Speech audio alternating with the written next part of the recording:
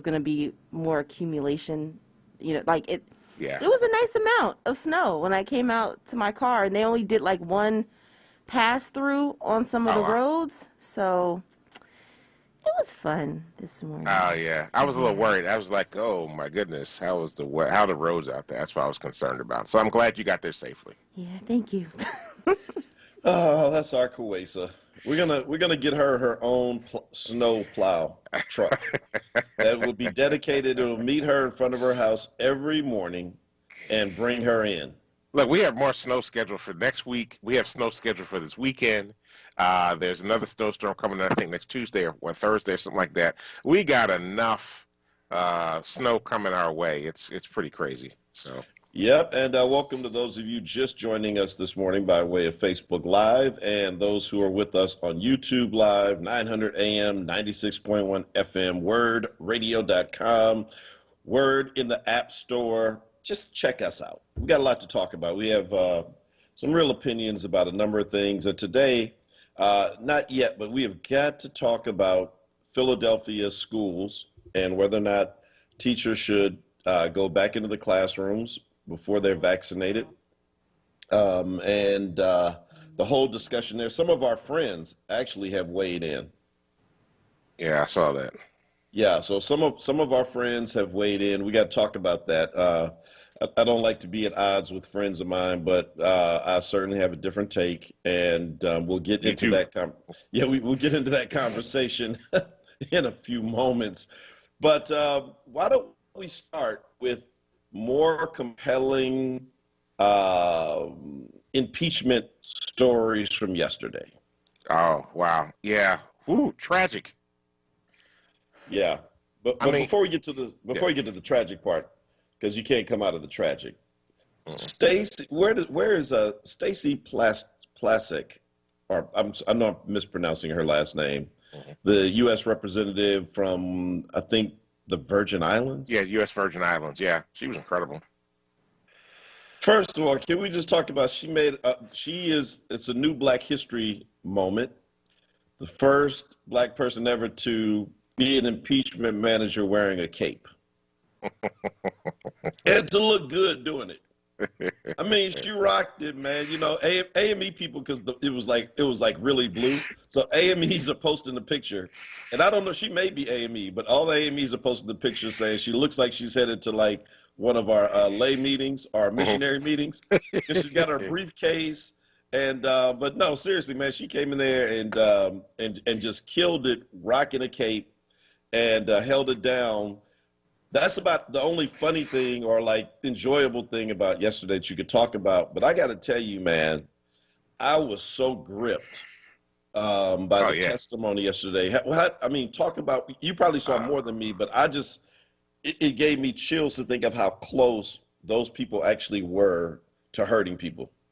yeah. I mean, first of all, let me just say that Nancy Pelosi put to have together a heck of a team to prosecute this case. It is a diverse team. Hmm. It's led by a Jewish man. There are black folk, Caribbean folk. There are Latinx folk that are all a part of this team. White women are a part of this team. I mean, it is actually it is the team that looks like America. Hmm. And so I want to start out by saying that. Now, to follow up to your question there, I had trouble because I spent a lot of time, I had a lot of meetings yesterday, in between meetings, catching the news and watching the presentation. I have to say, these Democrats laid out a plan, I mean, laid out the story, right? Hmm. If you don't convict Donald Trump right now, Donald Trump is guilty of murder, bottom line. And if they don't convict Donald Trump of murder, they're guilty of murder, right? Because Whoa, you could murder, you think? watch. Well, no, there's seven Okay. people that are dead. Seven I people that got are that. dead. Yeah, I got And that. But go ahead. and but yesterday, so you saw the testimony of the black officer Eugene, and I keep forgetting his last name, uh, Goodman. Goodman. He's running down the hall trying to get Mitt Romney out of harm's way. I don't know if you saw that one yesterday. There was the one where they showed him leading the protesters away from trying to get into the Senate chambers because they hadn't cleared out the Senate chambers yet, right? By himself, by himself. There were the images of them trying to get Chuck Schumer, who's now the Senate Majority Leader, down the hall away from the mob, and then they go down the hall, they come out of camera, and then all of a sudden you see four of them, U.S. Capitol Police, the undercover U.S. Capitol Police, and Schumer come running back down the hall. And Chuck Schumer is not a young guy, right? Mm-hmm. And they got Schumer running down the hall trying to get out of the way. I mean, the mobs are steps away from where the insurrectionists, they're not mob, the insurrectionists were steps away from these folk. You heard them calling for the death of Pence. Mm-hmm. Right? You heard them calling for the death of Pence. They're in the hallway calling out for Nancy Pelosi because they want to get her. And in the meantime, you also see the gallows that they have created on the Capitol steps so that they can hang these people. There was, they showed the images from inside the chambers. That was absolutely frightening and stunning to take a look at, and there were scenes that the media had never seen because these were from the CCTV cameras that are inside the Capitol building itself. Absolutely stunning, and the way they put this whole case together. Everything pointed back to Trump. One of the most stunning things that happened yesterday was that they laid out the timeline from when there was the Senator Tommy Tuberville from Alabama had gotten a phone call from Donald Trump, and then Tuberville told Trump, and he had it timed out because he had his phone. He could see from his phone when he got the phone call that Trump had called him. He told Trump he couldn't really talk to him. They had just taken Pence out of the Senate chambers. Secret Service had taken Pence out of the Senate chambers, and that the Capitol building was being overrun. They were going to go to safety. He got off the phone. They showed a timeline for Twitter 6 minutes later when Trump is calling Pence a traitor and a coward for not standing up for him. So here, Trump is basically communicating with his mob via Twitter, because everybody knows if you want to find out what Trump is thinking, you go to Twitter, and is basically calling out, basically calling them to say that Pence is a traitor, he betrayed me, you need to go get him. He's playing the mob. He's playing the insurrectionists. He's leaning into all of this. It's absolutely tragic. But it's not murder on his hands. Tragic, and it's impeachable. And some might even say it would be considered felony murder. If it was a prosecutor, they would be felony murder because you didn't commit it, but you incited it. Yeah, I don't know. I mean, I think if you were like literally saying to a crowd, "Go kill that guy," that's one thing. I mean, this is, so much of this is like protected speech, and I'm not disagreeing with you that I think that he is absolutely fully responsible for it. I'm just getting technical with you now. That's all. This is my technical take on what the law is, and but is it impeachable? Oh my God, come on, dude. I mean, listen. Well, Jamie Raskins killed that. He's like, if this isn't an impeachable offense, I don't think there is one. I mean, seriously, it's like, well, Tawanda says that, she believes you're right, and an accessory at the least. Yeah. I mean, maybe you can make that case, but like, just think about like how hard it is to convict someone for murder, even when they have actually like literally pulled a trigger. You know what I mean? Talking about like literally they have killed someone and they don't even, question it. So, but he incited this mob. He invited them first. He incited them, and hours into this, even his quote unquote trying to calm it down was not good enough. And so all of this is all of this is on his hands. And I agree with you. Even the people that died, that you can't walk away from that. That's on your hands. Now the question is whether it's murder charge for him. The criminal part of this that would have to happen in a criminal courtroom in D.C., take that off the table. The standard for an impeachment is so very low. We use the phrase crimes and high crimes and misdemeanors. That's right. But that is an old British phrase. It does not mean literally a real crime or a misdemeanor. It means abusing your office. And so clearly, if you are the president of the United States of America and a mob turns into a group of insurrectionists and seditionists at the urging of you, and you don't try to stop them, then I think that would constitute what the British had in mind when they meant abuse of power of office. So the standard, again, is not what it is in a courtroom. This is a different standard. Remember, Bill Clinton was convicted. Well, he was tried and he got off. But again, it was for something you can't even compare these two. And I'm not trying to justify it either, but you can't even put them in the same sentence. So what you can impeach a president for is much lower. Now, I mean, this was yesterday when you saw Mike Pence run out of the building and they showed him on security cam and they run his family out. They had the graphics set up so you could see where he is on the map in the Capitol, and right on the other side of the chamber, right in the door. is this mob that's looking for him. The same thing when they showed the staffers who were taken out of the chamber and they went into a room that had an inner door. And then they show that same door where the mob is in there, and they kick the first door in, and they see the second door, and for whatever reason they stop and they keep it moving. But those folk were in there, and I got to think when the first door is breached that they are thinking at this point, text home and tell your loved ones goodbye because you ain't never coming back. Yeah. And yet, and let me just say this. This is why, look, you don't know what helped enable this? Because one half of the country does not watch CNN or MSNBC. One half of the country only watches Fox News. That's where they get their news.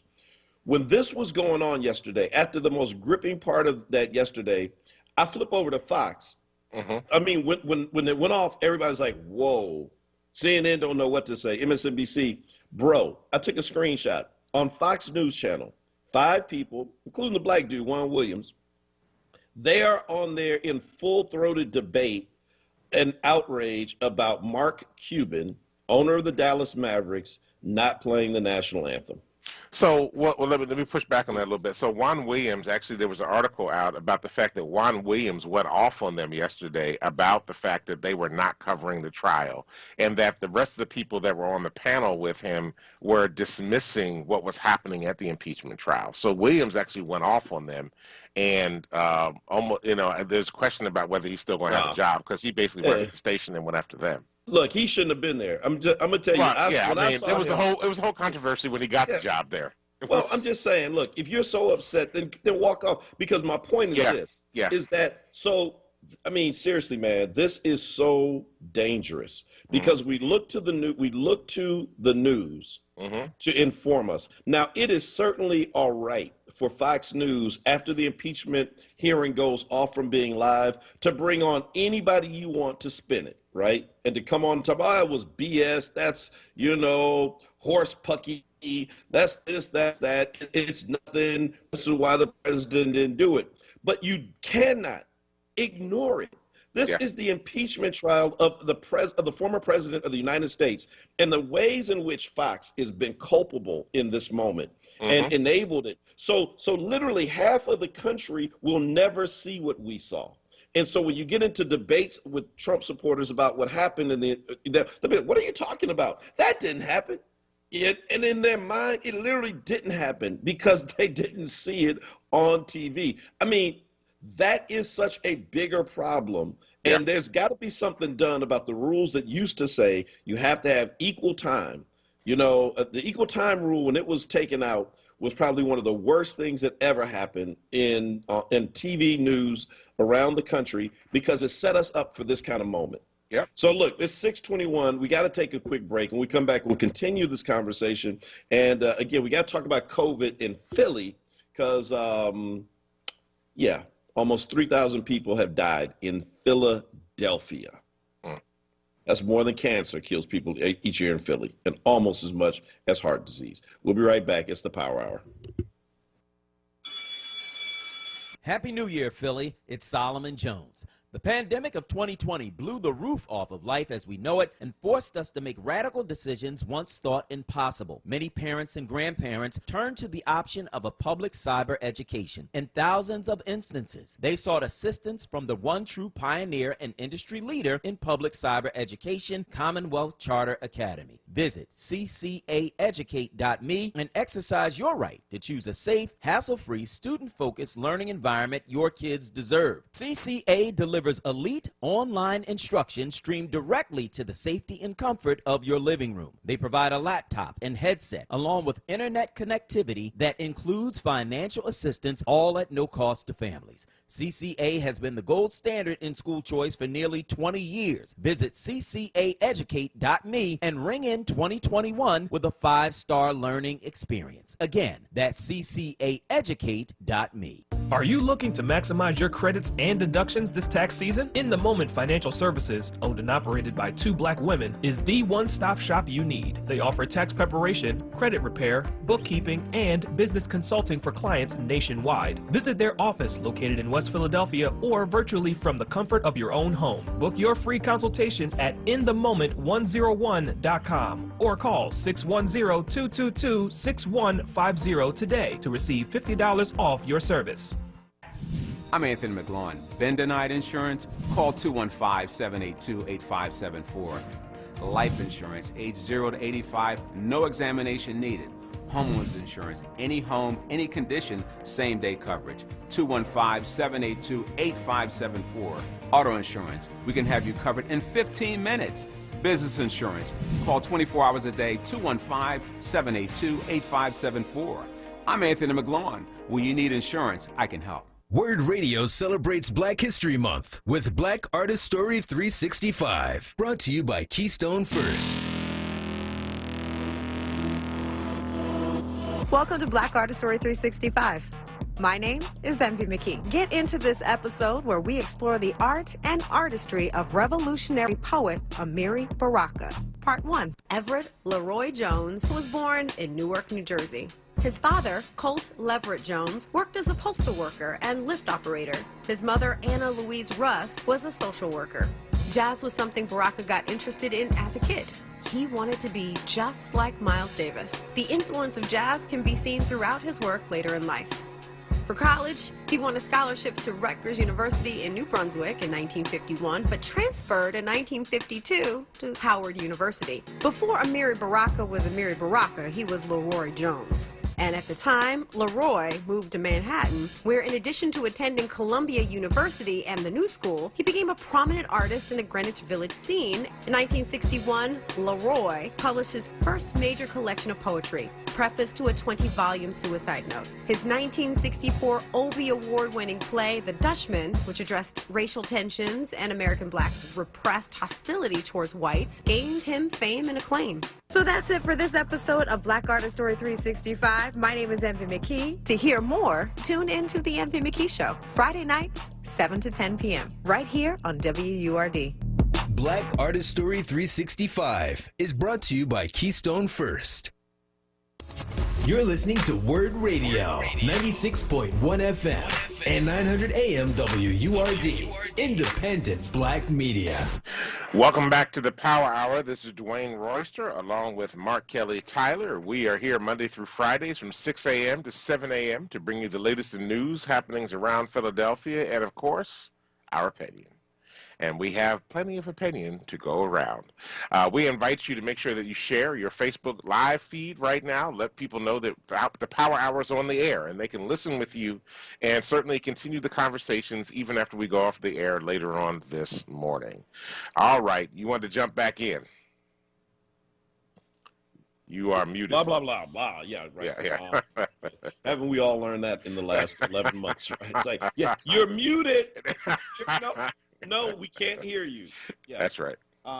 So I appreciate Robert Garland reminding us that yesterday Tucker Carlson took the unusual leap of connecting the insurrection with the Black Lives Matter inspired and led protest marches of last year, primarily motivated by the video of the killing of George Floyd. Mm-hmm. Carlson said that George Floyd Yeah. died of a drug overdose, that it has been debunked that he was not killed. And of course, this is a lie because that's not what the official autopsy said. Don't even worry about the independent autopsy that the family ordered. Just go by the public autopsy, which noted that he did have some drugs in his system, but that was not the leading cause of what led to his death. It was really a knee on his neck. Now, this is how you spin out of what we witnessed yesterday if you're Fox News. And again, I'm just saying that the real problem here, in addition to many problems, is the fact that you are giving one half of the country, you're depriving them of information that they need to make good decisions. That's now, right. there's some people who, even if they see it, they're never going to believe it, and they're going to just form their own opinion. That's the 33% that follow Donald Trump, to hell and back. But then there's that 17% of that group, or the country, I should say, that is exactly, they are movable and they need to have real information. They need to have good information. Now, we've always had these outliers, these kind of news outlets that are just, weird, and they're going to do whatever they want to do, but they've never been a part of the mainstream. And I'm going to tell you, this is the same, what it reminds me of is the church. Mm-hmm. It reminds me of the church. We've always had people who have used it. We call it prosperity gospel today. Right. It's always been there, but we always knew that ain't right. That's right. not, that can't have center stage. But what has happened is, in the last 20 or 30 years, is it has moved to the center, and it has become that if you're not talking that, then it's something wrong with you. Mm-hmm. That if that kind of language that talks about if you're not financially blessed, then your walk with God is wrong. That's right. That that if you're sick, it's something wrong with your faith. I'm like, what are you talking about? Like, really? So if you got COVID, you don't have faith? I mean, come on, man, really. But that's always been there. The difference is, again, it now occupies the place where it is orthodox. And it's the same thing with this news cycle that we're in now. I don't know how we work ourselves out of this. But I'm telling you, to me, that is probably even more dangerous than a Donald Trump, because he is one person, and eventually time, like it will do to all of us, will take him away. But this is more systemic and more dangerous because it will outlive all of us if there is not some kind of course correction. So to your point about Juan Williams, protesting about the fact that they didn't cover it, hell, you stayed on the set because you wanted that check. So if you were there, your presence makes them think, well, there's a black guy up here. It can't be all that bad. I thought Juan Williams was one of them. You can't participate in this. I'm telling you, man, this is problematic. Well, I mean, but unfortunately, because the government does not control the media, right? You can't control what people choose or not choose to report. And, there are 74 million people in this country. Many of whom choose to be rabid supporters of the former president, don't want to hear anything about this trial, don't want to be a part of this trial one way or another, and they can choose ignorance. Unfortunately, that's the freedom that you have in this country. Well, no. Let me use your phrase. Let me push back. Go ahead. Push back. Because, again, the government can do something about it. It has in the past. It is that equal time law that said you can't get on TV and use these are public airwaves that are leased out to private companies. So you don't have your own airwaves, Fox. You got to use, this is like our interstate, so to speak. And so you have to play by certain rules. There are still rules that bind them, right? You can't get on there and use any kind of language you want at certain hours of the day. You can't show certain things. So there are rules that the government has said, no, we're not going to have that. And likewise, the government can go back to equal time if for no other reason. It just means you can't just have a bunch of wackos on there spouting stuff and not telling you the other side, at least letting somebody come on and give you the other side, even if you deride them and ridicule them after they leave your set. But folk have the right. We absolutely do have the right I just want to say that the government can. The and government should can, this. but the government is the one that changed the rules that allowed this Yeah, stuff to happen in the first place, right? yeah. So I mean, unless the government puts it back into place, and the government's the government of the people, supposedly, that they put those rules back in place, we're going to get stuck with Fox and Newsmax and One American Network, right? Because these are the folk that want to speak to the radical fringe to get them all frothed up like rabid animals and get them out there acting crazy, and they make money doing it, and they have fun with it. Yeah, absolutely. So, all right, so that's that. But now we got to talk about Philadelphia as well, and we're going to continue to watch this. Unfortunately, I won't be able to be here tomorrow to talk about it with you because, I've just decided Let's get the violin out now to start playing these sad songs. I don't do Fridays. I hate this. This is my third. I hate, like, every time I have to call you and tell you, like, yo, man, something came up. I can't do tomorrow. And, you start thinking about, like, I've noticed a trend here. Absolutely. These days only come on Fridays. I've noticed this. Your new name is going to be Mark. I don't work on Fridays, Tyler. There you go. Yeah. Well, looking at the weather out there, I won't be playing golf. So, right. Even though I never have, but in all seriousness, I really do. I wish I could be able to talk about that on tomorrow. But because, again, this impeachment is extremely compelling. And I said it earlier that history is going to be so unkind to this current Republican Party that, I mean, people in 25 years from now are going to be holding their heads down when they have to admit that they were a part of the group that was basically trying to dismiss this. It's going to be horrible. Likewise, though, in Philadelphia, man, we have a real problem with COVID. So 2,900 people have died. Mm-hmm. That is after a year of the most draconian measures. Mm-hmm. I mean, Philly and the Northeast has, like, taken to quarantine in a way that is unprecedented. It's not like other places, and partly because it's cold and people are going to be indoors. You got to be careful. Even with all of the social distancing, 2,900 people have died in an 11-month period. And we're not even at the full year yet. Mm-hmm. Think about that. 14,000 people a year roughly die in the city. The leading cause of death is heart disease, and that's normally about 3,400 people. Mm-hmm. Second is cancer, and that's about 2,900. And then you start going on and on and on down the list. So that in 11 months, COVID has killed more people than cancer in the same period of time, and just about the same number of people with heart attacks. And this from a disease that we have never heard of before. Now, again, and that is with extreme prejudice in how we have operated, right? I mean, churches, we have not seen our members face to face. Most funerals have been graveside or very, very small gatherings, hardly any weddings. I mean, when you start thinking about the kind of price we've had to pay, and yet it has still killed more people in the city almost than every other cause of death. What would that number have been if we had gone about business as usual, as other places had done? Right. You would have been talking about 30,000 people in this city dead easily. Absolutely. I'm convinced. Now, that is the backdrop for the debate about whether or not teachers ought to go back into the schools.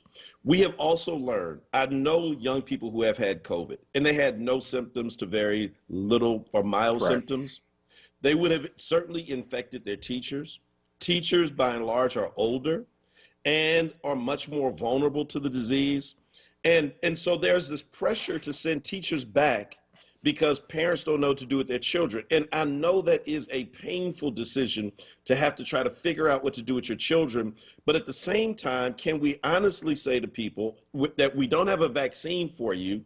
Now they're talking about vaccinating teachers. But before that, we don't have a vaccine, but we're going to send you into a classroom where you will potentially die. And to help you out, we're going to put fans in the windows. What the? Yeah. So first and foremost, I think I mentioned this the other day. I actually did a statement, read a statement, and put it out on social media last week. It was on Saturday night about the fact that, at least for Power and our education strategy team, we are not in support of sending the kids back to school until the teachers have been vaccinated. And this is a really difficult one because I think that there are a lot of people that are looking at the kids' mental health and looking at the struggles children are having academically. I get all that. I absolutely get all that. And they're looking at wanting to make sure. Here's a couple of things that I'm concerned about.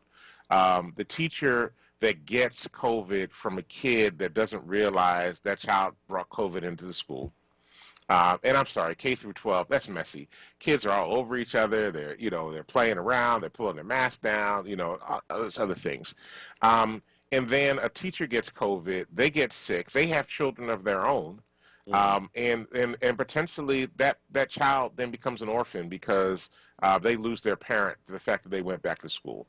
If we cared so much about getting kids back into school, if we cared about getting our children back to school, then the first group of people that we should have inoculated so we could get our children back to school should have been teachers, should have been support staff, should have been principals, so that we can get the schools back open again. Yes, children sometimes, although there are children that have died from COVID, including those in Philadelphia, they generally don't get as serious as case, but we also want to make sure that the teachers are inoculated. The second thing that I think is very critical about this is that we have buildings that have enough problems without COVID, right? Whether we're talking about asbestos or mold or mildew or all kinds of things that are happening. I mean, I hope that the school district took this time while the schools were closed to get all these things straightened out. I doubt it. But I would hope that they would actually have used this time to be able to create a work plan to be able to go back and remediate some of these buildings. But the problem is that our buildings are antiquated. I mean, these are the same school buildings I went to school in, and they were antiquated when I went to school in them decades, not 1 decade or 2 decades, but 3-4 decades ago. Their buildings were antiquated. So there's an issue there that needs to be addressed. There's a ventilation issue. We don't have air conditioners, except in our newest schools. There are no air conditioners. There's nothing to filter the air. And I'm sorry, next week it's going to be in the teens. And so we're going to have ventilation fans going in windows when the buildings are in the teens. I'm sorry, y'all. This doesn't make any sense to me. It's not safe. It's not safe for anybody. Yeah, and so a group of 13 child welfare nonprofits and others called for the teachers to return to classrooms. I was reading the story on WHYY, and among them are, groups that, we affiliate with. Black Clergy was one, and others who were calling for the teachers to go back, at least calling for some to go back. But, I got to stand with Jerry Jordan and the PFT on this one. I do as well. And it's like, look, you can't, I'm certainly not going to call our teachers out for not being dedicated to these children. We have raised 2 children, 2 of our 4 children went through the Philadelphia public schools, pretty much their entire, educational career. And I've had a chance to get to know teachers that way, also through our organizing work, and to watch the kind of conditions that many of them labor under and what they receive as compensation. Do you know how easy it would be to just simply roll over to one of these Jersey districts where homeowners are being taxed $8,000 to $10,000 a year to support their school districts versus in Philly where it's most people paying $1,500 to $3,000. So you understand already the inherent kind of difference over there. You're going to walk in, base pay is higher, less issues, and it would be so much easier for people to just leave, especially the good teachers who have choice. Many stay because they have a love and commitment for this district and for the children. And I don't think we should get to the point where we're calling them out and putting their lives at risk. We need to stand with them, and they ought to be a priority. If the schools mean that much to us, then they should be first in line getting the inoculation. We can open them up. Parents feel better. Their kids can go back to school. Life can begin to move on. But I will say this, and we got to take a break, that it really is a crisis of leadership in this city. Flood, the drummer, our good friend, did a piece on, I think he's written a piece on it, but he also had something on Clubhouse yesterday talking about the vacuum of leadership in the city and how they just continue to botch everything. I mean, it's these are some of the most serious things we have ever faced. And I'm going to tell you, you and I have had our own offline conversations, that when you elect people who are in leadership positions, and at the very best, they are simply managers, It is all right if things are just muddling along like normal. But in a moment of crisis, it's when you need a leader. We saw it on a national level where Donald Trump's inability to lead has already led to almost 500,000 COVID-related deaths. And unfortunately, we're seeing it in the city right now. And when we get to elections, folks, we need to be more serious about the people that we're putting in leadership positions, because leadership always matters. This is the Power Hour. It's 6:42. Sorry, Kwesi, we're 2 minutes over. We got to take a quick break, and when we come back, we'll continue this conversation and read your comments from Facebook Live. Attention WURD audience, do you know that you can get help with your PICO energy bill? PICO is here to help you with financial help through various assistance programs, including the PICO CAP program, which provides a monthly credit for eligible low-income customers based on the customer's total household gross income and energy usage. If you are experiencing financial hardship, you may qualify for the PICO CAP program. And PICO Cares is the customer assistance and referral evaluation service designed to assist special needs, low-income customers who have a temporary personal or financial hardship that prevents the payment of your PICO energy bill. If you have a special needs child or adult in your care, your household may qualify for the CARES program. Call 1-800-774-7040 today to see if you qualify due to an existing situation or a change in circumstances within your household. Call 1-800-774-7040 today for more information on the PICO CAP or PICO CARES program. PICO, powering our communities. Okay, Her's new fire potato chips and cheese curls, they are spicy. Whew, they're hottest snacks yet, hold on.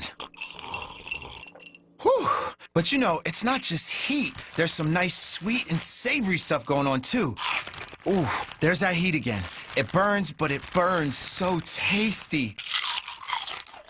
Ooh, that's hot. Find Her's Fire Snacks at your store today. Whew, taste the flavor, feel the heat, break out the Her's. Tune in this and every Saturday at 3 p.m. for the Let's Talk Fire Safety Show with host Adam Thiel, Fire Commissioner, discussing fire and life safety. Words from our past. WURD Radio celebrates the powerful voices of Black history. Malcolm X. We have to go to the cause. Dealing with the condition itself is not enough. And it is because of our effort toward getting straight to the root that people oftentimes think we're dealing in hate. We are denied not only civil rights, but even human rights. So the only way we're going to get some of this oppression and exploitation away from us is come together against the common enemy. Words from our past, exclusively on WURD Radio, 96.1 FM and 900 AM WURD. Now, a traffic update on WURD Radio. Good morning. This report sponsored by Indeed.com. Looking at 95 southbound, Cotman down through Bridge, a little slow through that construction. Further south, no other major problems. Northbound looks pretty good. Westbound Vine Expressway, not bad yet, heading into the Schuylkill Expressway. Schuylkill westbound between University and the Vine, some light volume there. Again, we had snow falling through the overnight hours, so speeds are down. Major roads, they've been treated, but do watch for slippery conditions. Secondary and side roads, many still snow and ice covered, so a lot of caution this morning. With Indeed, there's no waiting for real results. Indeed searches through millions of resumes in their database to deliver great candidates who fit the job description instantly. Claim your $75 credit toward your first upgrade post at Indeed.com/credit. Terms and conditions apply. For more traffic information, log on to SIGAlert.com. Jim Bachman with your Philadelphia area traffic. Now, a WURD weather update. Here's NBC 10 First Alert meteorologist Crystal Cly.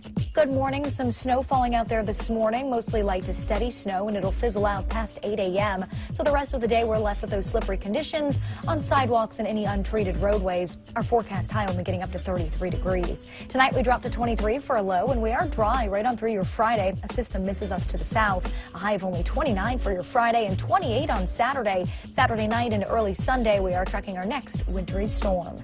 I'm NBC 10 First Alert meteorologist Crystal Cly with your most accurate forecast. Count on it.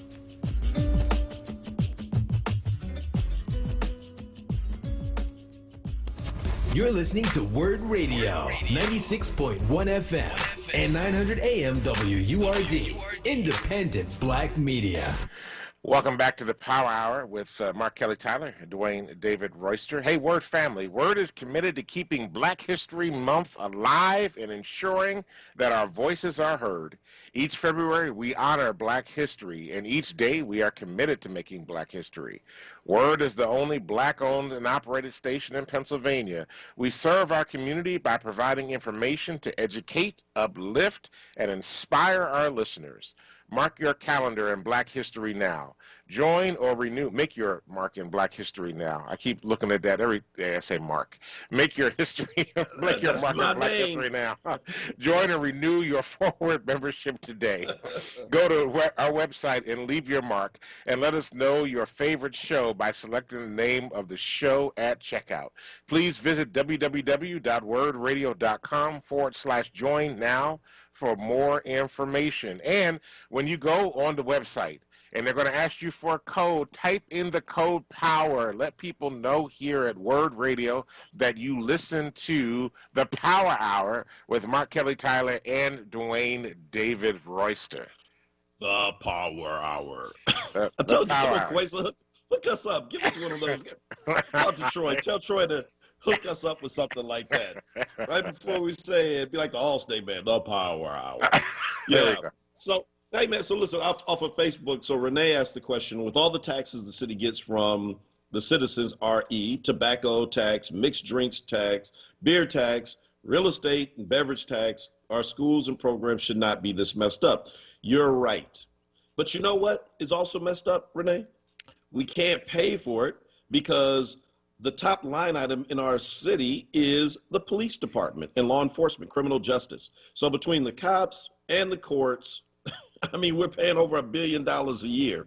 Schools fall below that. I mean, that to me is incredibly crazy. And here, the police now want $2,400, I guess, more for like clothing, $1,500 for a cell phone, personal cell phone, 5% bonus to live in the city that you patrol, 5% accountability tax to wear a body camera. And trust me, if that stuff was not made public this week, then I guarantee you that the city would have just written that check, because they never say no to the police. How do we have a budget that's that high and they tell us it's to keep us safe, and you had 500 murders last year? Do you feel safer with that much money? No, because you're not.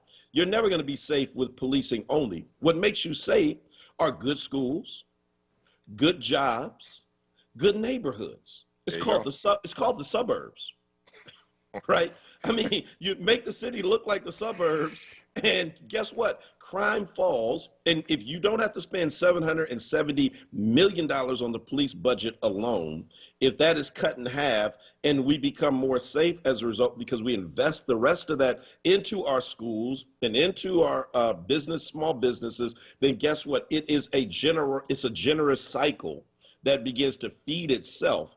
But that's why it's messed up. And I keep going back to the issue of leadership. That this city, I don't know who's running the city. I suspect there's 4 or 5 business people that you don't even know their names. The oligarchs. Who are pulling strings, because I'm telling you, the people who've been elected, I'm not saying this about all of them, but I mean seriously, man, some of these decisions are just like completely off base. Well, let me do this. I want to address a couple of things.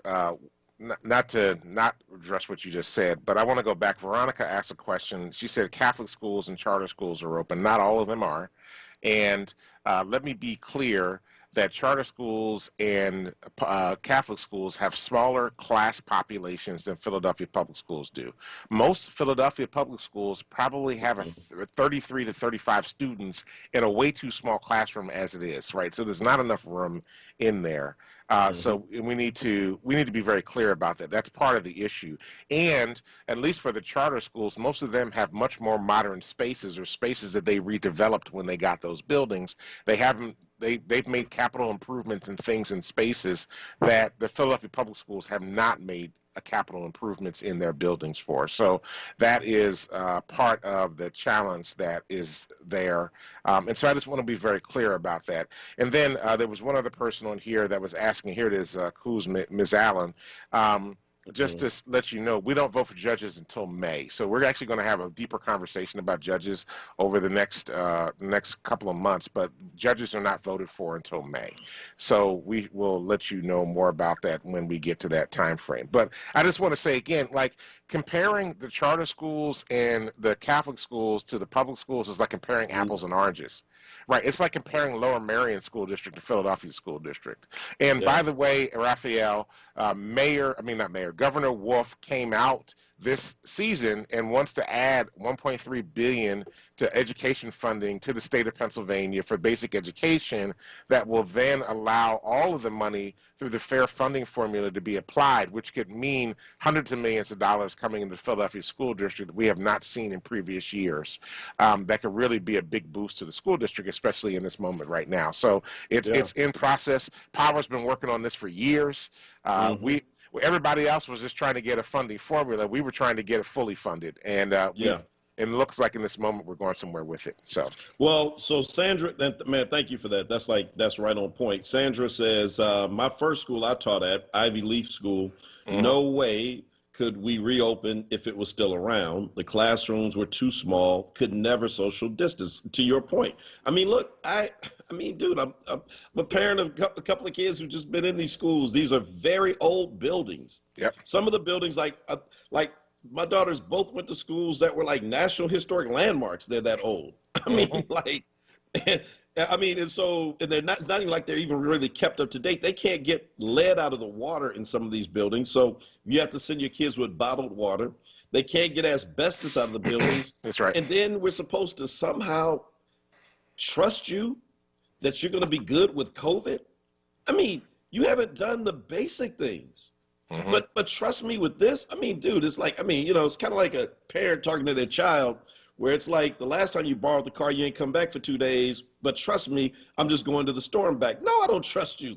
Better walk or catch the train, right? I mean, no, we don't trust you. And it's for good reason, because of things like this, that in the middle of a pandemic, you feel the pressure from these community groups and from parents, and so you get ready to make a bad decision. I mean, let's be clear.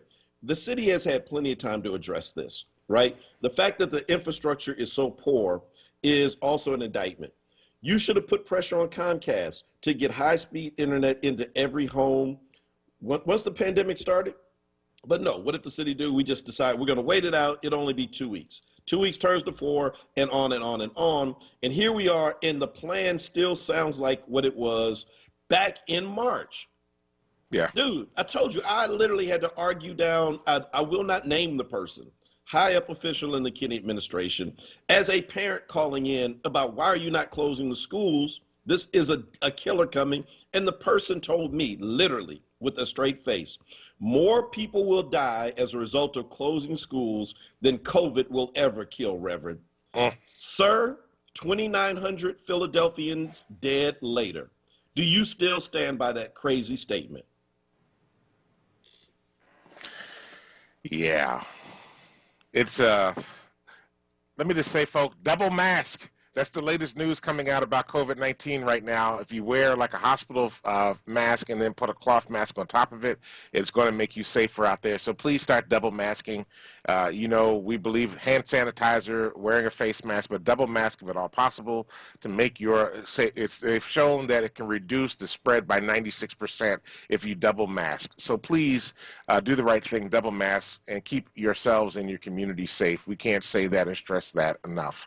All right. Well, that's it for the Power Hour today. We'll be back tomorrow morning at 6 a.m. to bring you the latest in news, happenings around Philadelphia, and, of course, our opinions. Thank you, Kwesa, for everything you do, and we're grateful that you got in safely today. Thank you, Reverend Tyler, for holding it down and for doing everything you do on the show. We appreciate everybody that checks us out on Facebook, YouTube, the WURD app, and are listening live on the air right now. And stay tuned now for Wake Up with WURD with Solomon Jones. And listen, family, do us a favor. Go out. Change the damn world, because if you don't, nobody else will. Peace.